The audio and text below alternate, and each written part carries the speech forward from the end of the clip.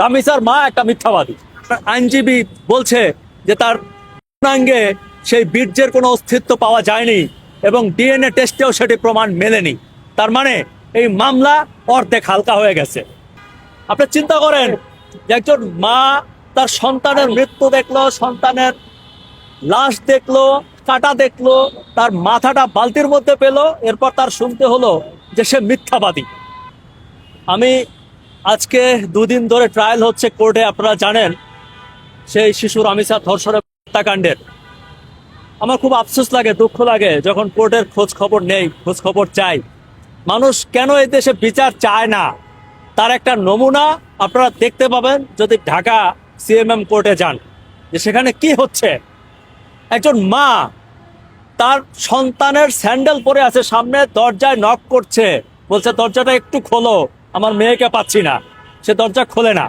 দরজা খোলার পরে দেখলো যে তার মেয়ের নিথর দেহ পড়ে আছে, হাত একটা ছুটে আছে, মাথাটা খুঁজে পাওয়া যাচ্ছে না। মাথাটা খুঁজে পেল মা গিয়া বাথরুমে বালতির মধ্যে, মা সাথে সাথে অজ্ঞান হয়ে গেল।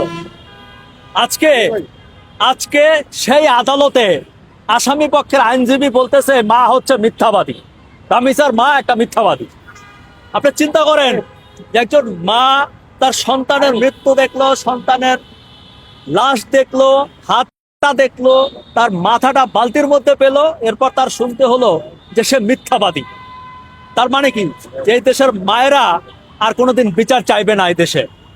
কারণ একজন মা, একজন বাবা, তারা তো সবচাইতে বেশি ভুক্তভোগী, তারা সবচেয়ে বেশি কষ্ট পেয়েছে, তাদের নারী ছেঁড়া ধন, তাদের জীবন ধ্বংস হয়ে গেছে।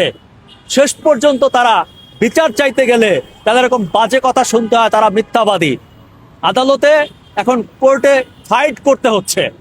আমি যতদূর এখন পর্যন্ত তথ্য পেয়েছি তাতে দেখতে পাচ্ছি যে এই বিচার আদৌ হয় কিনা আমার সন্দেহ আছে।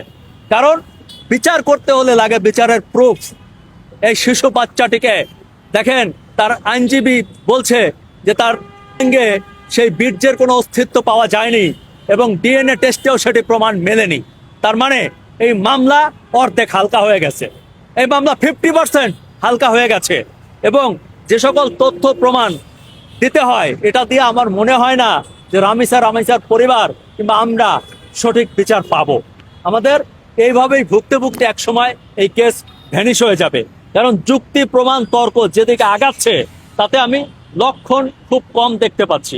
দেখেন, এই দেশে আসলে এই মারা যাওয়াটা কিংবা এরকম বিচারহীনতা দুর্ভাগ্য না, দুর্ভাগ্য হচ্ছে একটা শিশু, বিশেষ করে একটা কন্যা শিশুর বাংলাদেশে জন্ম নেওয়াটা হচ্ছে অপরাধ।